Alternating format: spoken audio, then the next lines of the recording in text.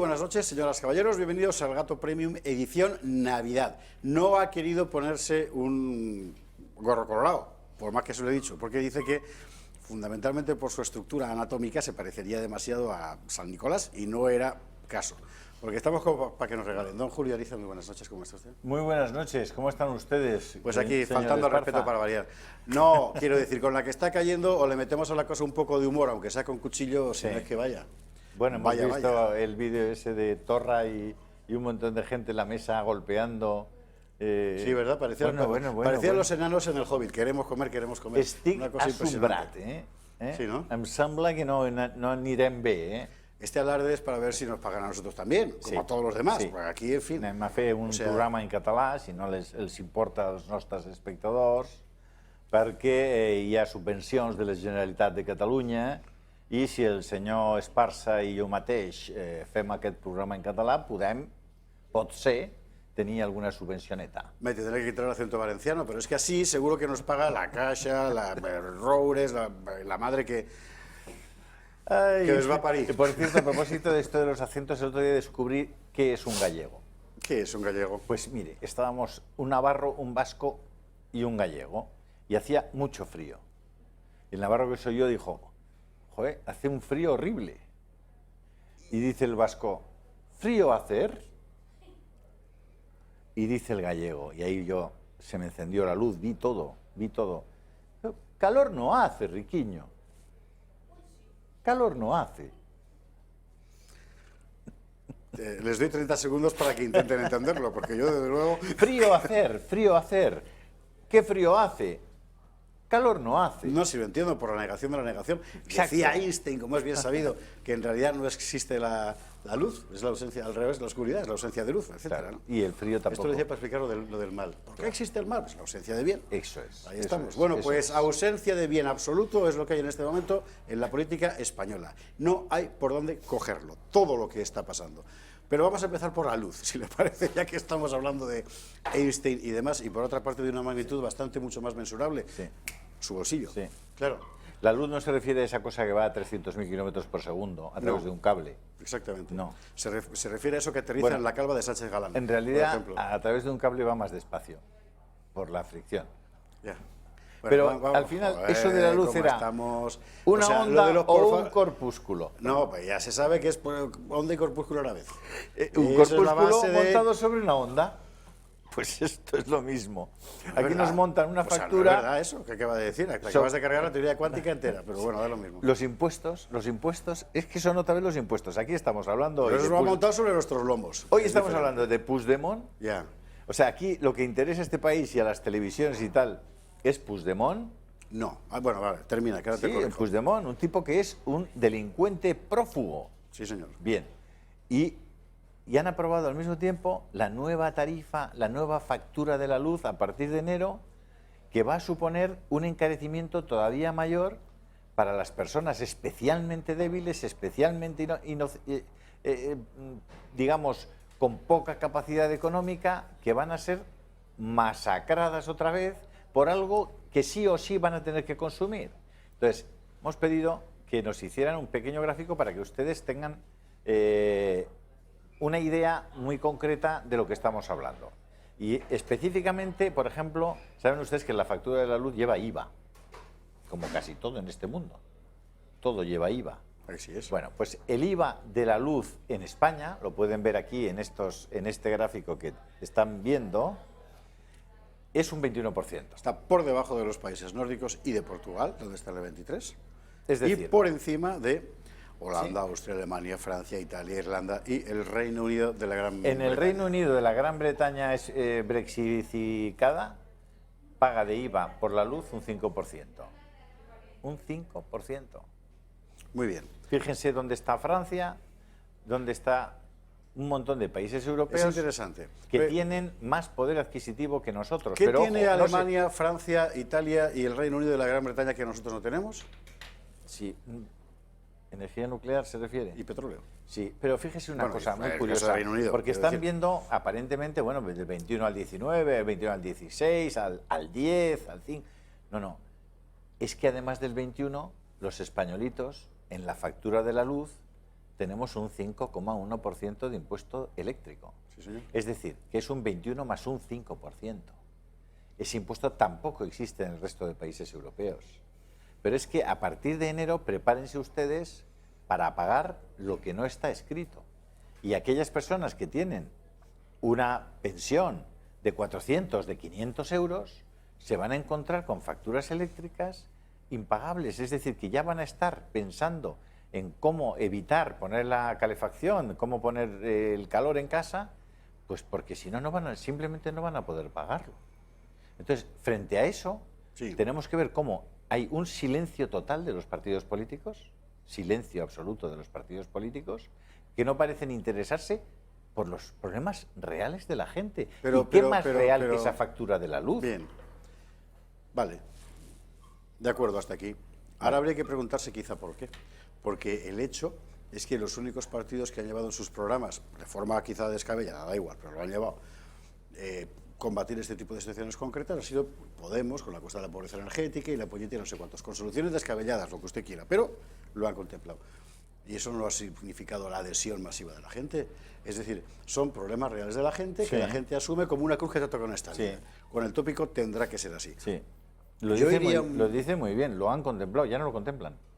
Bueno, claro. No, ya no hablan para nada Yo iría de un eso. paso más allá, que es por qué eso pasa aquí.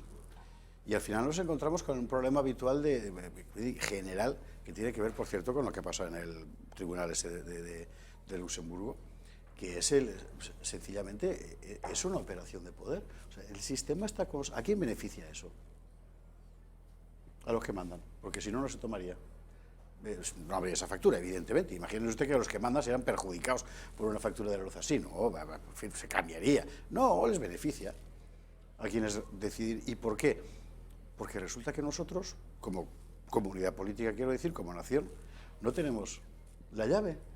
La entregamos en su día, la perdimos deliberadamente. Se la entregamos a otros. Así es. Y ahora Así a pagar. es. Pero eso sí, Europa. Sí, pero especialmente en los temas más sensibles a las clases menos favorecidas. Esto es muy importante subrayarlo, Claro. porque ahora que se ha planteado mucho la cuestión este fin de semana era un clamor en redes sociales la cosa del Spexit, o sea, que España fuera, ¿no? Bueno, de la Unión. Ahora que se ha planteado esto, convendría recordar que la Unión Europea, que nos ha traído sin ninguna duda muchos beneficios, sobre todo algunos, nos los concedieron a cambio de ciertas cosas. Y esas ciertas cosas que tuvimos que entregar fueron la autonomía y, si quiere usted, la soberanía sobre nuestros recursos de producción, sobre nuestra capacidad de autonomía, en materia energética, por ejemplo. Pero si tenemos un 70 y tantos % de dependencia energética del exterior sistemáticamente desde hace 10, 15, 20 años, si hemos renunciado a tener energía nuclear porque contamina, ya ve usted, en fin, si hemos renunciado a tener en la mano esas cosas, y lo mismo vale para la fruta que para la verdura, que para... Pero recuerde que... Pues no te quejes, quiero recuerde decir, que bueno, hace sí, quéjate, pero que sepas por qué ha sido. más de 30 años cerramos Lemóniz. Sí, señor. Era una central nuclear que se hacía ahí en el País Vasco, que era, bueno, que tenía una capacidad de potencia instalada para la producción de electricidad brutal, que resolvía los problemas prácticamente de todo el norte de España, y ETA se empeñó en cerrar aquella central, mataron al famoso ingeniero Ryan, Sí, usted señor. recordará, y se acabó Lemóniz. Pero es que se acabó Lemóniz significa Y todas que las hoy, demás se acabaron. en el recibo que pagamos de la luz, todavía estamos pagando el desmantelamiento de Lemóniz. Y la apertura de unas Todavía renovables hoy. que nadie sabe exactamente para qué sirven. Esa Porque es esta otra. la otra, Esa ¿no? es otra. Al final es que resulta que todo va en el mismo convoluto, es decir, Sí. ¿quién ha ganado y quién ha perdido con esto? Vamos, usted no se acuerda porque es infinitamente joven, ya lo sé, pero en la época España tenía los mejores ingenieros nucleares de Europa, y no estoy exagerando un Así ápice. es. Todos se fueron por ahí luego a trabajar, porque Así eran muy es. buenos. Así es. Pero y nosotros hemos estado aquí pues, a tocateja. ¿Para qué? ¿Pero qué? Para las grandes. Bueno, ¿Qué le pasa a la política española? mira Que- lo de Canarias ahora. Es alucinante. O sea, objetivamente sabemos que tenemos en el suelo de Canarias recursos, muchos, petróleo incluido. O sea, no, nadie lo hará. Si estuviéramos en Francia, con toda seguridad, teníamos ahora mismo 2 patrulleras allí. España no, porque hemos renunciado a tener poder. ¿Por qué? Para vivir felices. Y como hemos renunciado a tener poder, para no tener que tomar decisiones molestas, de estas que escuecen, entregamos y luego nos pegan de bofetadas en Luxemburgo y a callar. a la justicia europea. Por cierto, ya que estamos, le quiero mandar un recado a Carlos Sánchez, al que no tengo el gusto de conocer, que es el director adjunto del Confidencial.com, que publica un artículo que he leído hoy, que es el ejemplo perfecto del cipallismo. Perdóname, querido, así lo veo. O sea, hay cosas que son injustificables. Entonces, se empeña en aceptar el veredicto de la Tribunal de Justicia de la Unión Europea como la verdad en sí misma, a la que deben plegarse todas las demás verdades. No tienes razón, léete la sentencia, por favor.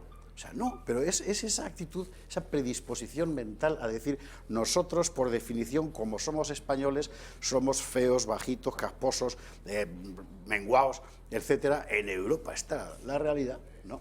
Y eso nos ha llevado a la situación presente, que es a no pintar nada. Es que no pintamos nada. Y Feijóo decía, mira que me gusta a mí poco citar a Feijóo como fuente de autoridad, pero bueno, decía, si cuando no nos respetamos a nosotros mismos, ¿cómo vamos a exigir a los demás que nos respeten? Bueno, pues es exactamente esta situación. Feijóo es de lo mejor que tenemos en este país, políticamente hablando, desde mi punto de vista. No es que la línea y ni la capacidad política en general sean muy altas, pero Feijóo en este caso es un tipo de lo más serio y de lo más sólido gobernando, ¿no? Yo lo citaría como fuente de autoridad, no en los temas obviamente de género o de libertad personal, pero sí en los temas de gestión, que es un hombre que es capaz de enfocar muy bien las cosas con mucha responsabilidad. Pues en este caso concreto, creo que lo ha clavado, porque es que objetivamente el problema de España, claro, por cierto, del que Feijóo es corresponsable por su partido, en fin, es que hemos renunciado al poder. Entonces, si un Estado renuncia al poder, pues entonces otro te sacude. Y si tú renuncias al poder, los demás serán más fuertes que tú, evidentemente. ¿Vivirás más tranquilo? Ah, pues sí, todo el mundo está hablando hoy de la lotería. Es decir, de que no le ha tocado, como todos los años. Bueno, y de Masterchef. Yo creo que el gran día de la lotería es el día de Hacienda, ¿no? A quien le tocó, tuvo el gran gordo ayer, fue la agencia tributaria, la Hacienda española y el Ministerio de Economía, al que le tocaron pues miles de millones de euros. Para no ponerse demasiado gordo. De lo que habíamos puesto ahí en forma de, decimos, millones de españoles. Retomando la cuestión de la luz. Ahora mismo, con el discurso de la emergencia climática, va a justificar eso. Y además es muy interesante ver las publicidades con las que las grandes corporaciones transnacionales de la energía venden su producto al pueblo. El otro día vi el de Iberdrola que me dejó tronchado de la risa, porque ¿qué es lo que han hecho ellos? Muy listos, que decían, en fin, chapó para los creativos publicitarios. Un anuncio que consiste básicamente en juntar ideología de género y emergencia climática, de tal forma que tú estás vendiendo el poder de Sánchez Galán, que de eso se trata al final, y de sus oligarcas, como lo hacemos por tu bien, porque nosotros estamos en el lado correcto de la historia. Sí. Entonces montan un anuncio sobre nuestras deportistas, sobre las chicas, los chicos no, una cosa, en fin, una cosa llena de pelos, hirsuta y tal, sí, las chicas, nuestras deportistas, y combatiendo por el planeta. No por el premio Planeta, que cualquier día se lo dan también, sino por como abono, sino por el planeta. Claro, entonces te encuentras aquí como estamos en Navidad, usted me va a permitir que me desborde un poco. O sea, 250 ricachones que le sudan los millones por las orejas, explicándole al pueblo que son unos cutres fascistas, no ellos, el pueblo, desde lo alto de sus privilegios, yo tengo la verdad, sigue pagando, mamón. Joder, de verdad. Ostras, parece usted populista, la verdad. Yo estoy populista del todo. ¿Sabes? Como los romanos, que ponen el senatus populusque. Populusque romanorum. Ahí estamos, pues eso, de verdad. O sea, hay cosas que te indignan. Sí, no. Y a mí la hipocresía me indigna. No, ¿Por qué? Pues porque soy de pueblo, seguramente. El tema eléctrico es ese tema icónico que hace referencia al 100% de las personas, al 100%, que todos tenemos que depender de él, del gas y de la electricidad, y que verdaderamente supone una vuelta de tuerca en la desigualdad social desde el punto de vista tributario. Hay una cosa muy interesante que además ha apuntado don Julio Ariza con frecuencia aquí, en esta mesa, y que hay que volver a apuntar. Cuando hay una subida de la tarifa de la luz es exactamente igualitaria, es decir, afecta por igual tanto a los ricos como a los pobres, lo que es una locura, pero aquí se hace. Y además se hace sistemáticamente y todo el mundo callado. O sea, es una cosa que ustedes dirán, esto de la luz, tal, ¿no? Esto de la luz es un verdadero drama para millones de personas. Claro. Es un verdadero drama. No tiene ningún sentido que la luz cueste lo que cuesta en este país, cuando el 70% del coste de la factura de la electricidad son impuestos. Sí, señor. Son impuestos. Es decir, que la gente tiene que saber lo que son impuestos, como el coste de la gasolina cuando todos vamos a poner diésel o gasolina en nuestro coche o en nuestra moto.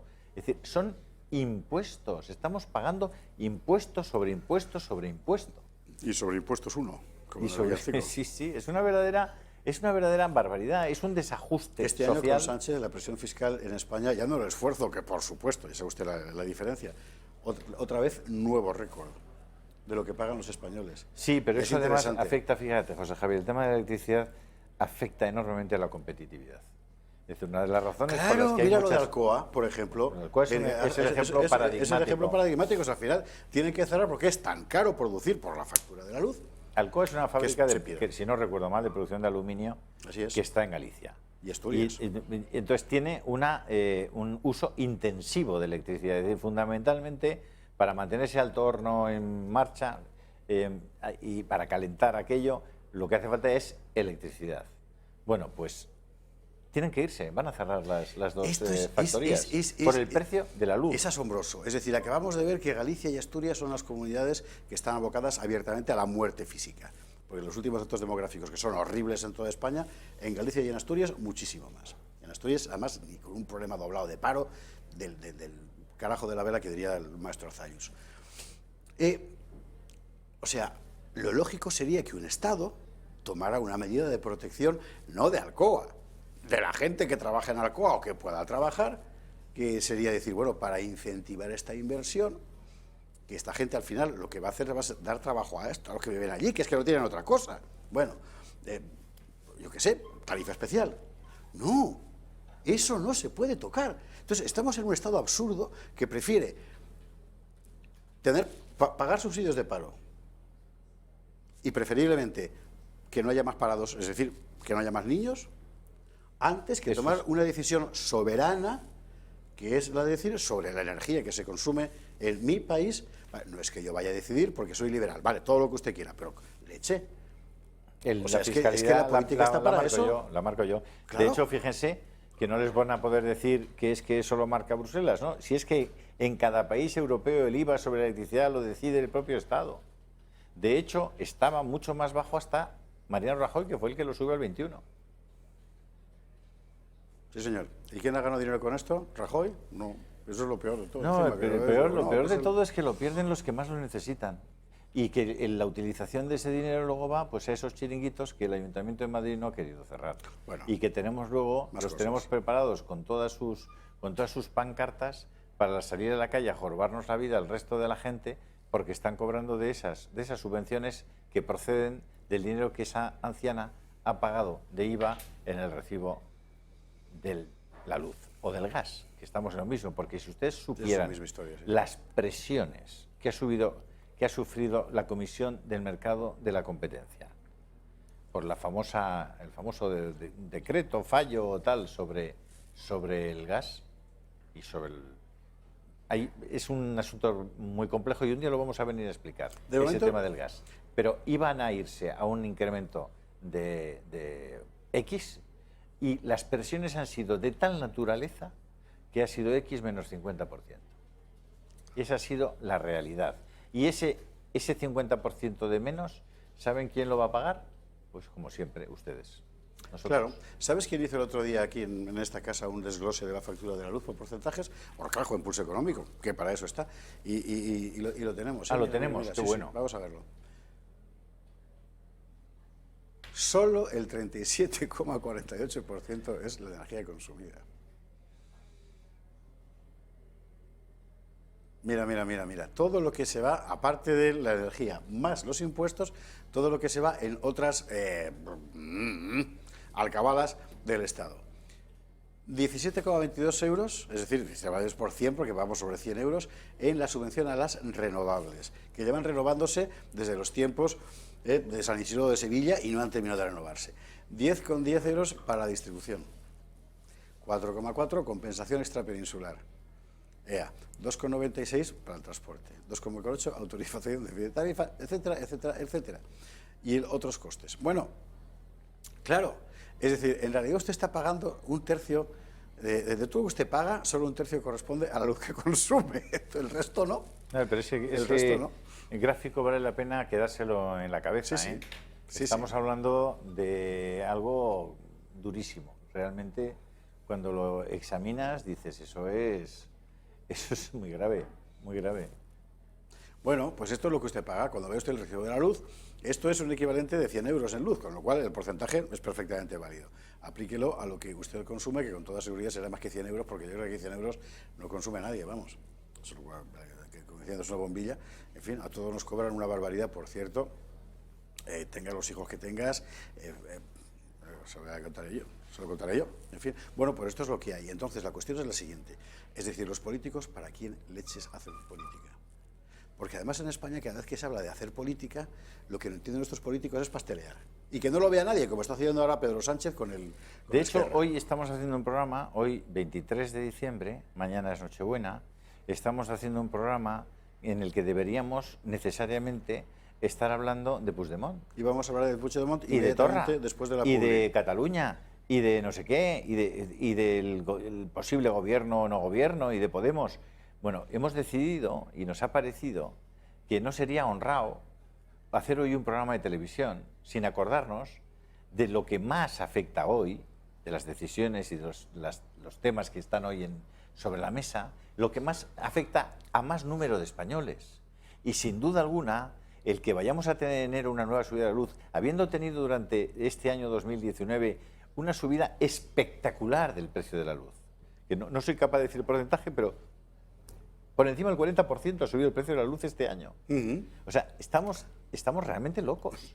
O sea, y no hay un movimiento, no hay un grito de la sociedad diciendo, ya está bien, dejen ustedes de tomarnos el pelo. Hablábamos el otro día, no sé si era contigo, de que me llegó una fotocopia de las ofertas de desayuno que hay en la cafetería del Congreso. Sí, hombre, sí, creo que era conmigo, pero se lo vimos otro día. ¿Tú te acuerdas de lo que estuvimos hablando? Sí, señor.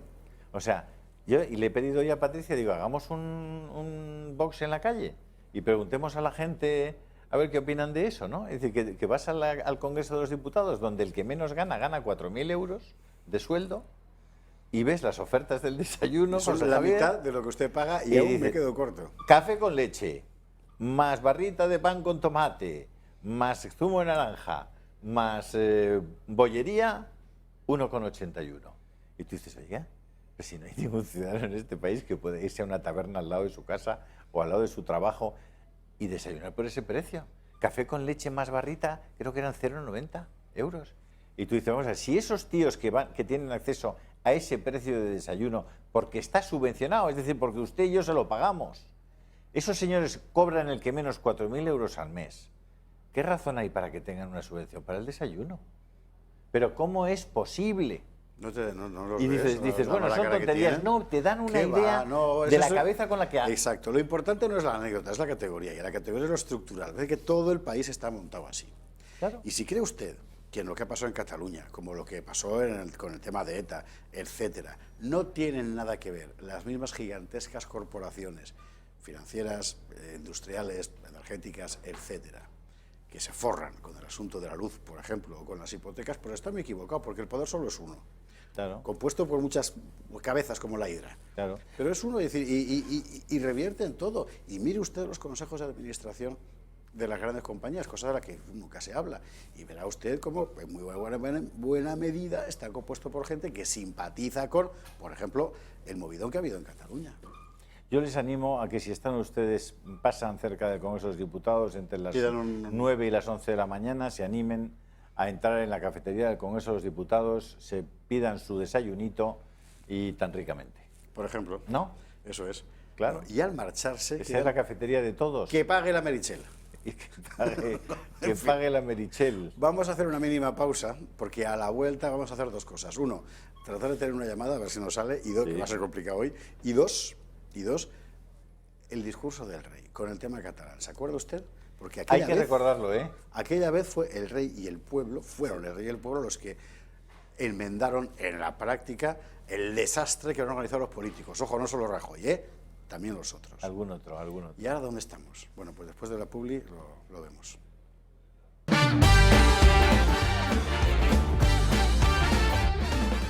Cominciamo adesso in italiano questa sera. Antes era en catalán, ahora en italiano. Por eso me parece que no te van a pagar una nada. subvención Los catalanes todavía. Italia. Bueno, ¿sabes? Que estamos en Navidad. Hoy, ¿qué ha pasado? Hoy ha sido hoy, en el Ayuntamiento de Madrid. Sabe usted que había mucha polémica, porque Vox no quería aprobar los presupuestos del Ayuntamiento de Madrid. ¿Por qué? Y esto es lo que hace que sea un asunto digno de la información nacional. Porque hay untamiento. Hay untamiento. Hay untamiento. Y lo que quería Vox es estamos. que no hubiera untamiento. Vamos a ver, normalmente la gente reduce el asunto a la cuestión de los chiringuitos y no sé qué.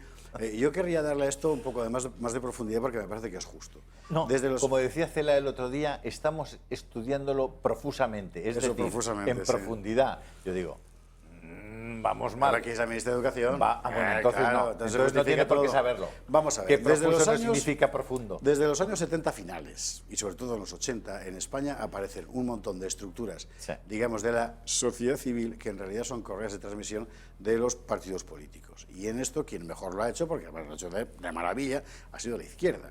PSOE y PC en su día, y luego sus diferentes ramificaciones, epígonos y spin-offs. Bien, eso con el tiempo pues ha ido cogiendo muchísimo cuerpo y de hecho constituye una parte importante de los presupuestos en todas partes. La atención a la sociedad civil, que en realidad es la atención a estructuras de presión ideológica de la izquierda. A veces no, ojo, a veces realmente cumplen su función, pero con frecuencia no, como hemos visto en Andalucía. Quiero decir que a veces, además de ser de izquierdas, cumplen una función social objetiva, es cierto. Y en Madrid seguramente las hay dentro del ámbito vecinal, pero hay otras que no. Y por otra parte uno se pregunta si realmente la sociedad del año 2020 tiene la misma estructura que hace 40 años, como para que el riego de untamiento municipal tenga que ser el mismo. Bueno, Vox puso una línea y Martínez Almeida dijo que esa línea no la pasaba. Resultado, al final Vox se ha abstenido, a pesar de las enormes presiones, por cierto, por parte de la derecha mediática, se ha abstenido en los presupuestos de Martínez Almeida, que finalmente han salido adelante gracias al voto de un concejal de Más Madrid y gracias a que Vox se ha abstenido, porque podría haber votado que no, pero al final se ha abstenido. Y ahora la pregunta es, vamos a ver, don Javier Ortega Smith, ¿está usted en condiciones de explicarle al español medio de derechas que no es usted un traidor a la causa? Me parece que lo tenemos al otro del teléfono. ¿Qué tal? ¿Qué tal? ¿Qué tal? Hola, don Javier. Buenas tardes. Ya la primera pregunta me deja un poco de piedra. Nosotros no somos traidores a nadie, todo lo contrario. Nosotros precisamente, porque creemos en una serie de principios y valores, los defendemos a capa y espada. Para que entiendan todos los telespectadores lo que ha pasado en el ayuntamiento. Nosotros llevamos negociando varias semanas con el equipo de gobierno del Partido Popular y Ciudadanos, y les hemos detectado, después de muchas reuniones y de estudiar todo el equipo municipal, unos presupuestos que rondan casi los 5.000 millones de euros, y ahí nos damos cuenta de la envergadura del asunto. La cifra, por favor, ¿podemos repetir la cifra? Sí, cerca, los presupuestos rondan, son 4.800 y pico, no llegan a 5.000 millones, pero para entendernos yo daré cifras redondas. Vale. Casi 5.000 millones de presupuestos. Y nosotros, después de estudiar pues todas las partidas, hemos detectado, por un lado, lo que hemos denominado chiringuitos de la extrema izquierda, 5.200.000 euros en subvenciones, que son básicamente las subvenciones a chiringuitos ideológicos de LGTBI, de memoria histórica, chiringuitos de la extrema izquierda, luego duplicidades, es decir, pagos que se están haciendo a entidades cuyos servicios ya los presta el ayuntamiento y por tanto es una duplicidad innecesaria, pero de la que viven algunos organismos, asociaciones. Luego detectamos un coste, un pago elevadísimo de casi 2.400.000 para la Federación Regional de Asociaciones de Vecinos de Madrid, la famosa FRAM, que ahora hablaremos de ella, y luego otra partida que eran pagos injustificados, irregularidades que hemos detectado que no estaba justificado lo que la normativa exige para pagarlo. En definitiva, para aclararnos, 5.200.000. Y luego, una partida que llegaba a más de 52 millones de euros de una película que se montó Carmena y toda su corte de extrema izquierda, que le llamaban presupuestos participativos y foros locales. Es decir, lo que no era otra cosa que la sustitución de los legítimos representantes de los madrileños, que somos los concejales en el pleno municipal, y aprobaban presupuestos que eran una auténtica tomadura de pelo, porque aprobaban presupuestos en un distrito donde a lo mejor votaban solo 1000 personas, sustituyendo lo que ya digo que debe ser la voluntad democrática de los madrileños a través de sus representantes legítimos, que somos los concejales. Bien, ¿qué le propusimos al gobierno? Dedicar estos 52 millones de euros a bajar el IBI hasta el mínimo legal posible, que es el 0,4%, con lo cual ayudábamos a todos los madrileños a llegar a fin de mes. Y dos, dedicar esos 5,2 millones de dinero que querían destinar a chiringuitos, dedicarlos a emergencia social, es decir, apoyar a aquellas familias. Nosotros habíamos hecho un cálculo de 3.000 unidades familiares que podrían recibir una ayuda de 150 euros al mes durante un año para ayudas alimentarias, ayuda a la calefacción. Bien, ¿qué es lo que ha pasado? Pues que el ayuntamiento ha ido cediendo un poco, pero no ha logrado, no ha aceptado nuestra totalidad. La última oferta del ayuntamiento bajaba de 5.200.000 de chiringuitos a 4.400.000, o sea, no llega a una bajada de 1 millón. Pretendían seguir manteniendo 4.400.000 y de los 52 millones hemos conseguido reducirlos, pero todavía mantenían 9 millones.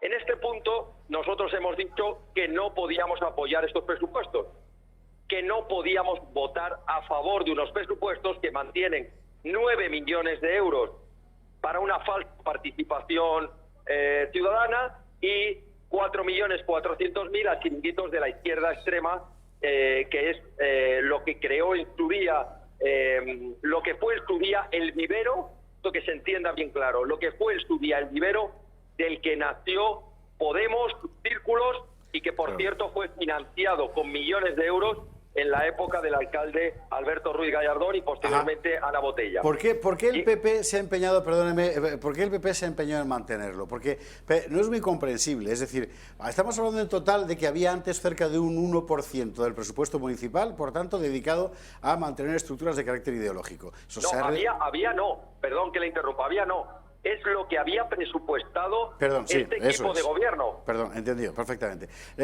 La cuestión es por qué el PP se empeña en mantener parte de esas estructuras. ¿Es porque lo ha pactado previamente o porque es que no se entiende muy bien? Pues no, nosotros hemos llegado a la conclusión de que, en definitiva, se debe a dos razones. Voy a intentar ser lo más meridiano en explicarlas. Una, por la presión interna que tiene de Ciudadanos que ha jugado a recoger votos de la derecha para hacer las políticas de la izquierda, no quiere que se desmonten esas estructuras, aunque dice que las va a reformular, aunque dice que las va a revisar, aunque las dice que las va a controlar. En definitiva, no quiere que se desmonten esas estructuras clientelares.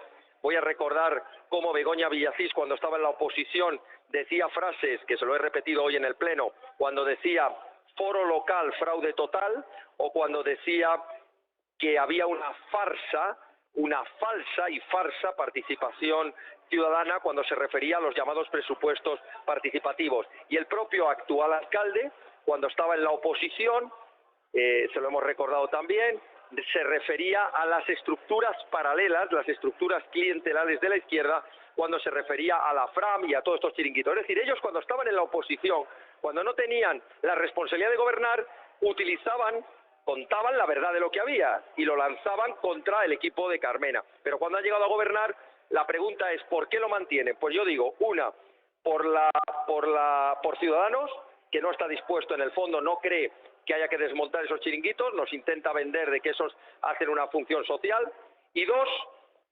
porque al final el Partido Popular es un partido acobardado y tiene siempre miedo a enfrentarse a la izquierda. Y repito, si alguien duda de lo que estoy diciendo, que sepa que la mayor financiación de esta FRAM la ha recibido en la época del Partido Popular con mayoría absoluta en el Ayuntamiento. Me pregunta don Julio Ariza. ¿Qué es lo que ha pasado hoy? Por terminar un poco el relato. Lo que ha pasado hoy es que nosotros hemos dejado bien claro, y el alcalde lo sabía, que no íbamos a votar a favor de esos presupuestos. Pero por otro lado, votar en contra significaba haber tirado por tierra los presupuestos y que se hubieran prorrogado los presupuestos de Carmena. Es decir, que todas aquellas iniciativas que nosotros hemos sacado adelante, citaré por ejemplo el mayor parque forestal que se va a construir en Madrid o en cualquier ciudad española, que van a ser casi 1000 hectáreas, más de 300 millones de inversión, 750.000 árboles, el mayor parque forestal se quedaría sin presupuesto. El carril bici por toda la Castellana, apoyo a la reconstrucción de los edificios histórico-artísticos de Madrid, ayudas a la Policía Municipal en instalaciones y en dotación, y así una larguísima lista de iniciativas que hemos ido sacando en estos 6 meses en los diferentes plenos municipales y comisiones se quedarían sin presupuesto. Por tanto, no podíamos votar en contra porque habría sido votar de la mano de la izquierda, haberles dado una medalla a la izquierda, y nosotros lo tenemos claro en política, a la izquierda ni agua. Y ni agua es que no les vamos a dar ni siquiera una victoria moral, que en este caso no era moral, encima era de millones económicos.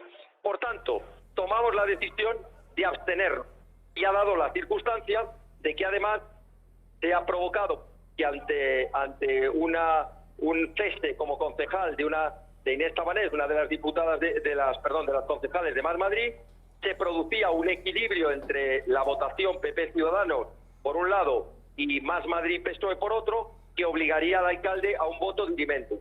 Cuando la izquierda sectaria ha visto que iban a perder la votación, como no aceptan las reglas democráticas, como han visto que no les íbamos a aceptar el chantaje que han pretendido en el Pleno, intentando que se suspendiera para que diera tiempo a nombrar a la nueva concejal, que es un problema suyo, si ellos se adelantaron en cesarla antes de tiempo, es su problema. Pues al ver que no íbamos a admitir ningún chantaje de suspensión del Pleno, se han levantado todos los concejales del del PSOE y de Más Madrid, y han abandonado. Y cuento, si se me permite, y siento haberme alargado un poco, para que se vea la incongruencia de la izquierda, que este partido, al que ellos llaman ultra, sectario, radical, este partido ha votado más de 35 enmiendas presentadas entre Partido Socialista y Más Madrid, las hemos votado a favor. Y si los concejales de Más Madrid y del PSOE no se hubieran ido del Pleno, esas enmiendas, insisto, del Partido Socialista y de Más Madrid, que nosotros hemos considerado que eran buenas para los madrileños, habrían salido adelante. Es decir, este partido que de sectario no tiene nada, cuando una proposición, cuando una enmienda es buena para los madrileños, nos da igual quién la haya presentado. Y en este Pleno, de las 122 enmiendas presentadas por Más Madrid, apoyábamos 5. Y de las 160 y tantas que ha presentado el Partido Socialista, apoyábamos 25 o 30. Bueno, pues se han quedado sin salir adelante porque los concejales del Partido Socialista y de Más Madrid ni siquiera se han quedado a defender sus propias enmiendas y han abandonado el Pleno. Esto demuestra que además de sectarios, pues son bastante estúpidos, dicho con todo el respeto. No, Javier, que le agradezco muchísimo que haya estado con nosotros. Además sabemos que está más que liado, y también le agradecemos la claridad y el rigor con el que expone estos temas y también la pasión, ¿eh? Bueno, pues muchas gracias a ustedes por ser siempre un medio que busca la verdad objetiva y contar las cosas como son, y en lo que podamos colaborar, pues encantado de hacerlo. No, Javier Ortega Smith, feliz Navidad. Gracias igualmente. Venga. Para todos ustedes. Feliz Navidad, Javier. Un abrazo. Feliz Navidad. Bueno, pues esto es lo que ha pasado en el Ayuntamiento de Madrid. Pero aquí es interesante y me parece que vale la pena entrar en el detalle porque, claro, lo que el titular, evidentemente orientado, trasluce, sigue siendo algo que el otro día explicábamos en El Gato y me parece que es importante subrayar. Buena parte de la derecha, también mediática, vive bajo la convicción de que Vox es una especie de, ¿cómo decir?, desviación temporal, como un pecado, de parte del electorado del PP, que está llamado naturalmente a volver, olvidando el nada desdeñable hecho de que Vox nació porque el PP deliberadamente dejó de ser lo que era. Y hay que recordar que el Partido Popular hubo un momento en que decidió, después de ganar unas elecciones, podía haber hecho exactamente lo contrario, pero no, con todos los instrumentos del poder en la mano, en el Congreso, en el Senado, en las autonomías, no sé qué, decidió subir los impuestos de los españoles contra su programa, mantener la ley de memoria histórica contra su programa, mantener la ley del aborto contra las convicciones de sus votantes, mantener la ley de matrimonios homosexuales contra su propio recurso al Tribunal Constitucional. El PP decidió dejar de ser lo que era y dejó a buena parte de la derecha huérfana, y entonces apareció Vox. Y ahora llega gente y dice, no, es que esos votos son míos, es que cómo no van a votar mis presupuestos. Pues porque no son los suyos. Y gente que te es dice, que yo no voto a eso. Vox porque no estoy al 100% de acuerdo con lo que plantea Vox. ¿Y con lo que plantea el PP, si está usted al 100% de acuerdo? Bueno, Entonces, ya ahí se quedan... no es tan fácil saber lo que plantea el PP, ¿eh? Sí, eso es verdad. Es decir, es esa ¿Qué ventaja, la qué cosa PP? elástica. ¿Qué Es decir, PP? claro, Sí, sí. ahí estamos. En fin. Bueno, Una penita, dentro la de un verdad. instante Pero bueno, vamos... les hemos aclarado por lo Yo menos creo lo que que ha sí, pasado en fin, en el... Era muy importante conocer de primera mano lo que ha pasado en el Ayuntamiento de Madrid. Supongo que ese concejal de Más Madrid que ha votado a favor de los presupuestos habrá sido a cambio de algo, digo yo. Y como Errejón era el que decía pues a que cambio de había que mantener ese mantener regados porcentaje, los chiringuitos Ya. para que mientras no estaban en el poder eso permaneciera vivo, pues ya sabes. Ahora, una cosa digo yo también, ¿eh? Esto la izquierda lo tiene porque lo supo hacer y porque lo supo batallar. La derecha fue incapaz y cada vez que ha gobernado no ha dado ni un euro a las organizaciones de su propio votante. Organizaciones gubernamentales, acuérdense, Bueno, nunca eso les nosotros, llamen claro. ONGs. Que no vamos a la publicidad, Que no porque lo a la son. vuelta tenemos que ir al monotema catalán, del que evidentemente hay que hablar aquí, claro, Pobres, por supuesto, pobres faltaría más, algunos es importantísimo. Queremos darle, no obstante, otro enfoque, para poner un poquito más a largo plazo, para entender realmente lo que ha pasado. Y también esas declaraciones hoy de Edmundo Val, ex abogado del Estado, como todo el mundo sabe, que le empujaron a hacer una cosa, una cacicada que él no quiso. Uy, cacicadas. ¿Ha visto que ha vuelto a mandar a Vox al gallinero del Congreso? Bueno. En fin, bueno, todo eso lo vemos después de la publi. No se marche. Que ya Como verá todo el usted. mundo sabe, pero algunos ignoran. Ahí estamos. Adiós. Hasta ahora mismo. No se marche.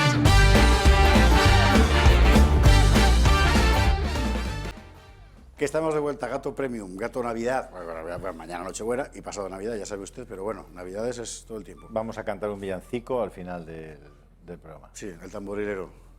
Verás tú. No, a lo de la cacicada, lo del Congreso solamente era usted. O sea, en la legislatura pasada a Vox lo subieron arriba, al gallinero, donde las protestas. Bueno, bien, vale. Vox es la tercera fuerza política del Congreso y la tercera fuerza política del país. 3.700.000 españoles. No es moco de pavo. Bueno, pues se las han arreglado entre todos, porque esto lo han pactado todos, a espaldas de Vox, evidentemente, y hay unas declaraciones hoy de Iván Espinosa de los Monteros, que luego si podemos vemos, de tal forma que en el gallinero está la inmensa mayoría de Vox, y luego bajan en un hilito, para dejar a 3, 4, 5 diputados delante, pero el resto no, el resto detrás.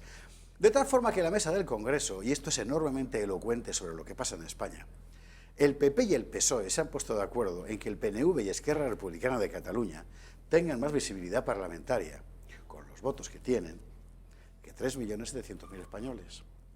Y es que nuestro problema es que comemos todos los días cianuro desde hace 40 años. Ese cianuro se llama separatismo y forma parte de la estructura de poder. Y así estamos como estamos, que ante el quejío del separatista todo el mundo se echa a temblar. Y el sistema en España se niega a reconocer como enemigo a quien quiere disolver España. ¿Por qué?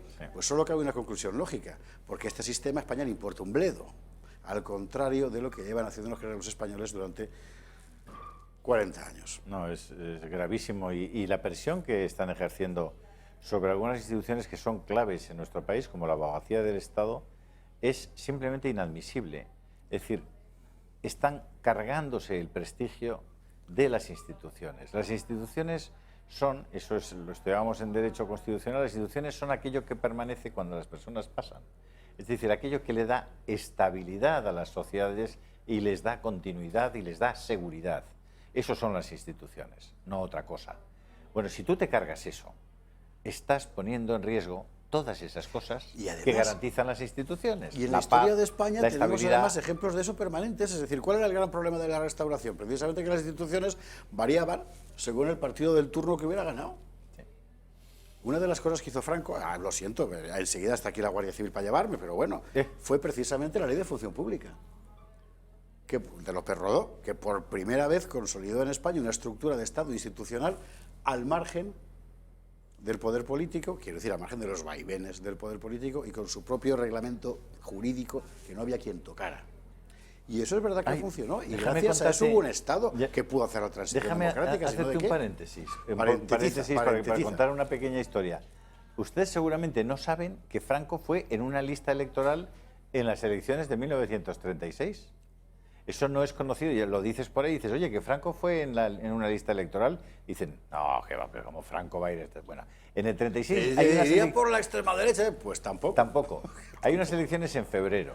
Sí, y en señor. febrero resulta que hay dos provincias, que son Cuenca y Granada, en la que, por diversas anomalías... Pues esa anomalía. Las dos únicas en las que la derecha fue capaz, porque era tan bestial la manipulación, a la que puedo decir que se repitan, porque Bueno, era una pasada. pues se Pero si repitieron. robaban los camiones con las actas por el camino, en fin, los de la UGT. Se repitieron. ¿Y qué pasó en Cuenca? Bueno, una de las características de esa repetición era que se podían cambiar las listas electorales, es decir, no tenían por qué ser los mismos candidatos que habían ido en febrero. Entonces, en la lista de Cuenca, la CEDA presentaba dos candidatos, uno de uno y otro de dos. De uno iba José Antonio Primo de Rivera y de dos iba Francisco Franco Y Bahamonde. luego Goicoechea, si no recuerdo mal. Y Goicoechea, efectivamente, Pero de monárquico tercero. y tal. Bueno, pues resulta que en 24 horas antes del cierre de las listas electorales en las que Franco iba a ser diputado, José Antonio Primo de Rivera dijo que él con Franco no iba en la lista. Claro, José Antonio era fundamentalmente para evitar la cárcel. Bueno, Y Franco para buscar la inmunidad, porque había sido parte en la represión del 34. Bueno, claro, obedeciendo al gobierno, hay que recordar. Hombre, claro, Era claro, jefe del claro, sí, Estado sí, Mayor Central pero en aquel justo momento. porque era obedeciendo al gobierno. Justo porque era obedeciendo al gobierno entonces. Total, que al final efectivamente... Bueno, no que hay- Franco iba en la lista de Eso, la CEDA vale. por Cuenca en 1936. Sí. Para todos aquellos que no lo sabían, tienen aquí una pequeña historia que es Sí, señor. muy interesante. Cerramos el paréntesis y volvemos a la cosa catalana. Al rey, y vamos a recordar que el rey Usted dijo se algo, ¿no? acuerda, efectivamente, instituciones, que decía Julio, instituciones. La corona es la institución por antonomasia de nuestro sistema político. Y hay que recordar lo que dijo Felipe VI después de aquella ensoñación, Sí, que al parecer ensoñación. todos los españoles colectivamente alucinamos en colores ese día, ¿verdad? Después de aquella ensoñación del golpe separatista. Vamos a recordar. Buenas noches. Estamos viviendo momentos muy graves para nuestra vida democrática. Y en estas circunstancias quiero dirigirme directamente a todos los españoles. Todos hemos sido testigos de los hechos que se han ido produciendo en Cataluña, con la pretensión final de la Generalitat de que sea proclamada ilegalmente la independencia de Cataluña. Desde hace ya tiempo, determinadas autoridades de Cataluña, de una manera reiterada, consciente y deliberada, han venido incumpliendo la Constitución y su Estatuto de Autonomía, que es la ley que reconoce, protege y ampara sus instituciones históricas y su autogobierno. Con sus decisiones han vulnerado de una manera sistemática las normas aprobadas legal y legítimamente, demostrando una deslealtad inadmisible hacia los poderes del Estado. Un Estado al que precisamente esas autoridades representan en Cataluña. Han quebrantado los principios democráticos de todo Estado de Derecho y han socavado la armonía y la convivencia en la propia sociedad catalana, llegando desgraciadamente a dividirla. Hoy la sociedad catalana está fracturada y enfrentada. Probablemente a ustedes les parecerá que esto no existió. Nunca. No, No. no, esto no ha pasado. De- Esto, de- esto esto ha no, sido- es no, un no, montaje no. que hemos hecho con un ventrílocuo. Eso es, ¿no? efectivamente. Bueno, pues el rey hizo probablemente el mejor discurso político Bueno, se ha que hecho es el en que este tenía que país. hacer. Y más claro, clarinete no lo pudo decir. ¿Y 2 años después quién ha ganado? Ellos, han ganado ellos, Esparza. O sea, hemos sido capaces, entre el marchenismo ese estúpido de decir que teníamos al mejor y el mejor y el Tribunal Supremo, entonces, ya ven en qué ha quedado el Tribunal Supremo. O sea, en qué ha quedado el Tribunal Supremo, que en su propia sentencia dice que no le hace caso a la Fiscalía en el sentido de que tenga que cumplir por la gravedad de los delitos al menos el 50% de las penas. Mientras- Ni siquiera eso. Y encima le pregunta al Tribunal de Luxemburgo y se encuentra con la respuesta que se ha encontrado. A lo mejor O sea, por casualidad, ¿sabe usted? Vamos a ver. señores yo- del Supremo, con perdón, Sí, del ¿no? Tupremo, porque es que, de verdad, Del tu primo. pero vamos a ver, ¿pero en qué están pensando? Pues están pensando en que en España hace mucho tiempo que el sistema político nada tiene que ver con el interés, 1, de la nación, 2, de los españoles. Joder. Nada que ver. Y yo no puedo evitar acordarme de que las dos cuestiones, los dos enemigos fundamentales objetivos que tenía la nación española, la democracia española, los dos han entrado en el sistema por vía judicial con refuerzo europeo, porque lo de la doctrina Parot, lo de la derogación de la doctrina fue lo mismo.